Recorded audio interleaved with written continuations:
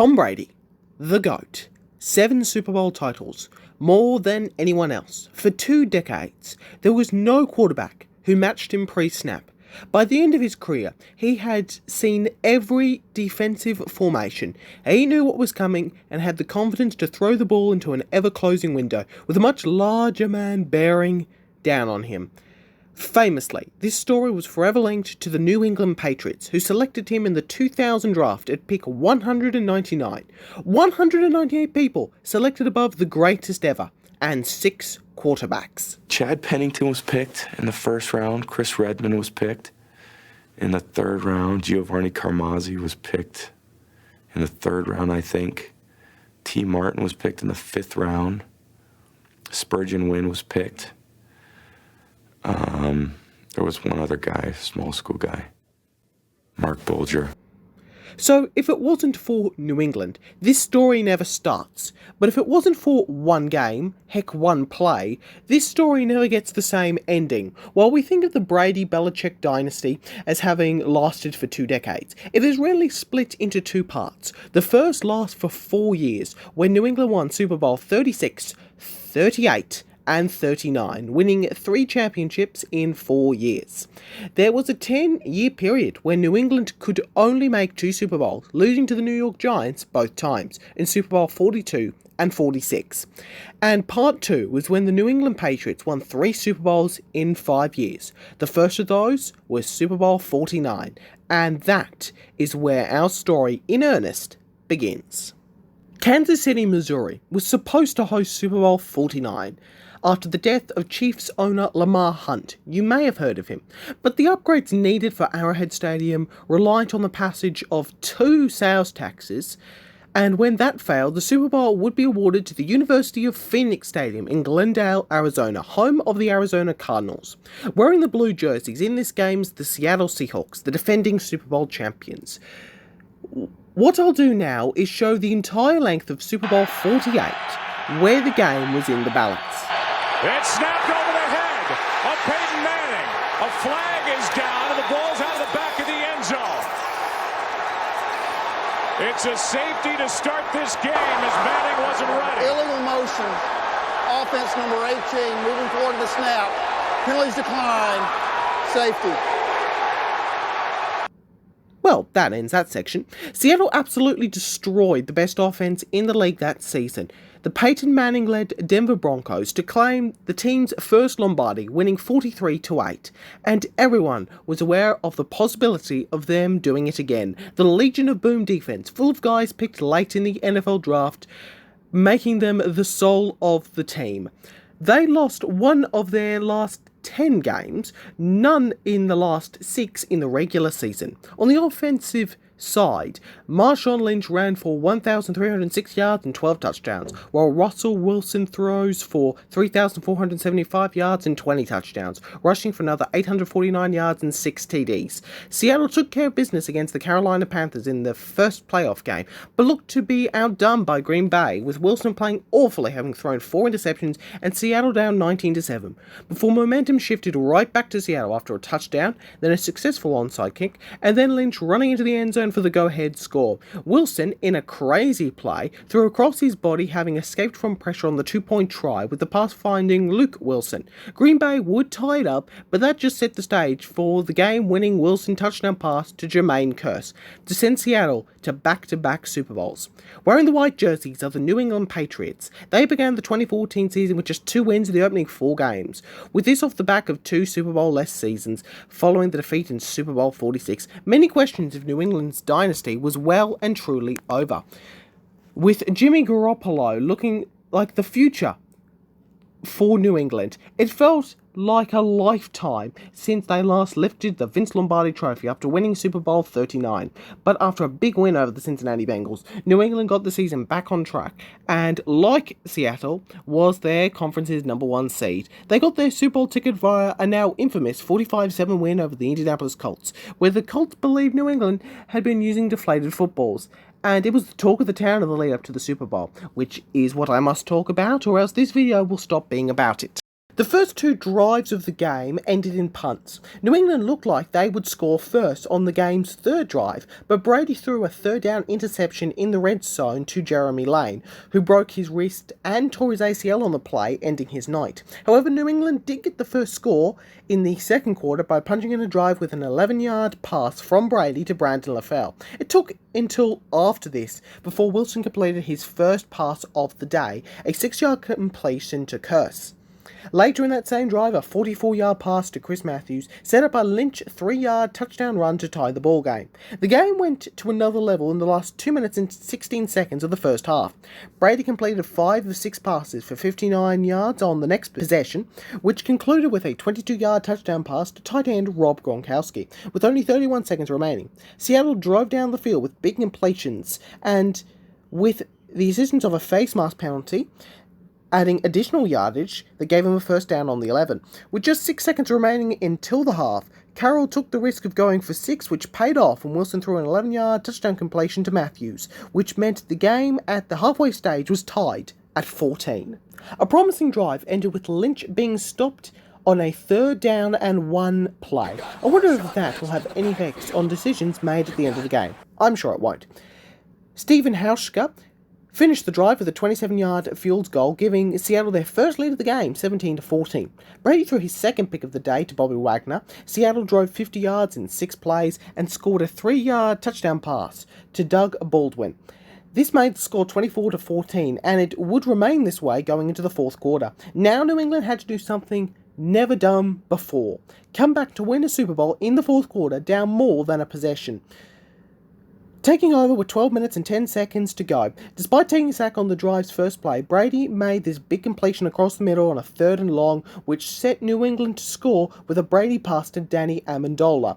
A Seattle 3-and-out and punt gave New England the ball back at the 36 with 6 minutes and 52 seconds to go. Brady started off the possession with 2 consecutive completions to running back Shane Vereen to move the chains, and then found Julian Edelman, who dodged tackles to gain 9 yards. Despite a penalty against New England, Gronkowski caught a pair of passes to move New England into the red zone.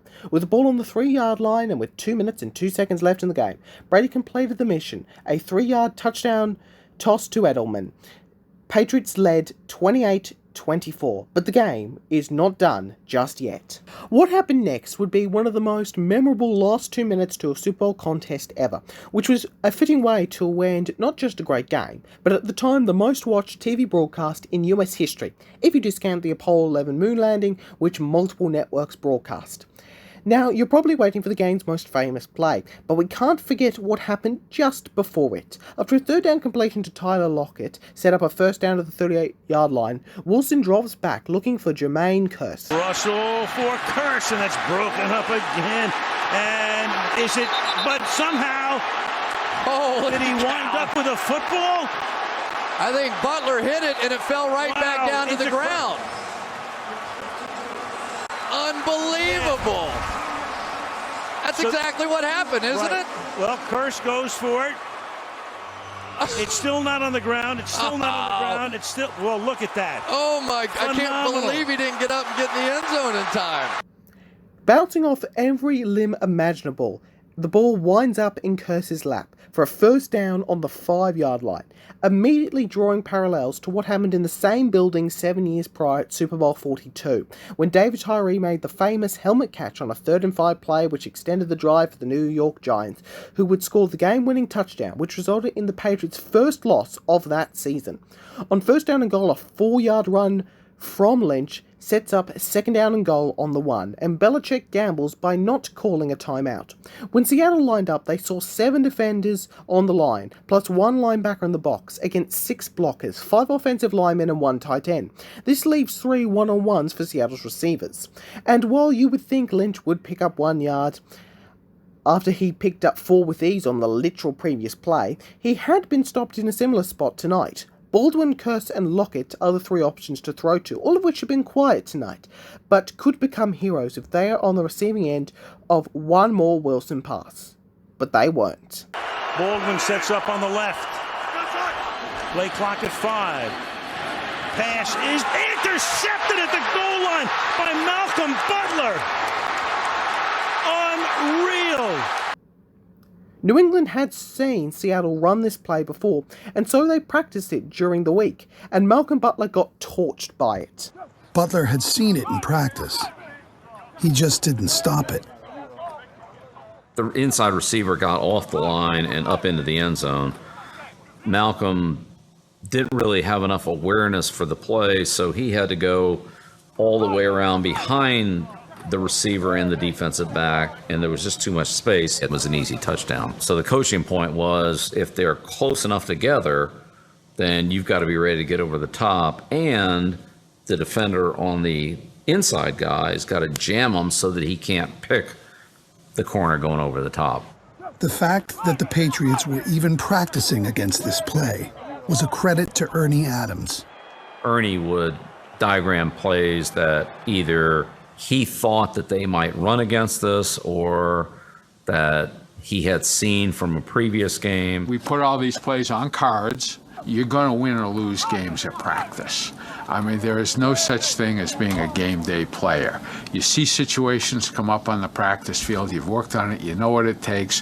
When it comes up in the game, because you're trained, you're seasoned, you've seen it, you react to make the play. But those defeats allowed him to understand exactly what he would need to do on this play.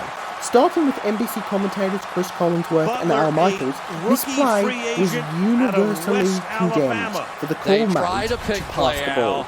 They tried to go here, but he beats them to the punch, and I'm sorry, but I can't believe the call. Me neither. I cannot believe the call. You've got Marshawn Lynch in the backfield. You've got a guy that's been borderline unstoppable in this part of the field. I can't believe the call. This was one of the biggest single turning points in NFL history. Had Lynch been given the ball and powered in, all the pass was complete, in addition to Brady not scoring on the drive, that would have had around 20 seconds but 2 timeouts with just the need to get into field goal range to result in the game being sent to overtime, Seattle would have won, and NFL history for the next decade would have looked very, very different. That infamous play call is the last offensive play made by Seattle at the time of writing in a Super Bowl, and it doesn't look like there'll be another one on the horizon. Both Carroll and Belichick coached the teams until the conclusion of the 2023 NFL season. How do the teams go since that game? Well, New England won 2 more Super Bowls, Super Bowl 51 and 53, and lost by 8 points in Super Bowl 52. Brady would leave New England for Tampa Bay, where in his first season in the building during a COVID-affected season, beat Patrick Mahomes' Kansas City Chiefs in Super Bowl 55 as the quarterback of the first team to both play in and win a Super Bowl in their home venues. The Seahawks would return to the playoffs in 2015 and 2016, and in both years won a wildcard game and lost in the divisional round game away from home. The 2017 Seahawks missed the playoffs, the first time they had done so in 6 seasons. In 2019, the Seahawks put their best record since Super Bowl 49 at 11-5. After a 17-9 win over the Philadelphia Eagles in the wildcard round, they lost once again in the divisional round, on this occasion to the Green Bay Packers. In 2020, Seattle won their first 5 games and finished with 12 wins and winning the NFC West division for the first time in 4 years. But the Seahawks season ended against the Rams in a 30-20 loss. The Seahawks haven't returned to the playoffs since. They started the 2021 season 3-8. In the off-season, they traded quarterback Russell Wilson to, ironically, the Denver Broncos, thus closing the chapter on a short-lived but memorable era. Had Seattle become the first team since the Patriots, who won Super Bowl 38 and 39, to win back-to-back Super Bowls, it is highly likely they would have had more Super Bowl trips, maybe more Lombardis. But certainly, for the next 5 seasons, Seattle would have had the confidence to win the big games that might have been important in the games they lost in our timeline.